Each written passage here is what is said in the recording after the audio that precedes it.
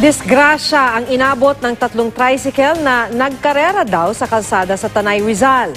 Sugatan ng ilan sa mga pasahero pati na ang isang tricycle driver.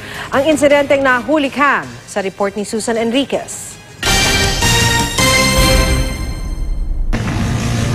Hindi alintana ng tricycle driver na yan ang disgrasyang pwede nilang abutin sa pagmamaneho ng sobrang bilis sa Tanay, Rizal.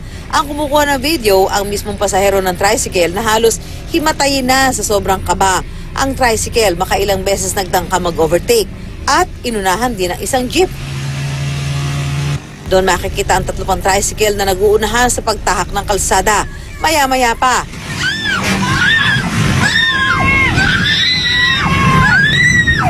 nagbanggaan ang tatlong tricycle.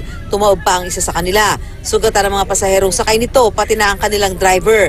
Dahil sa insidente, napag-alaman din ng Rizal Police na walang lisensya ang kanilang driver at kolorum ang mga tricycle. Nangako naman ang mga sangkot na tricycle driver na sasagutin nila ang gastusin sa insidente. Susan Enriquez, GMA News.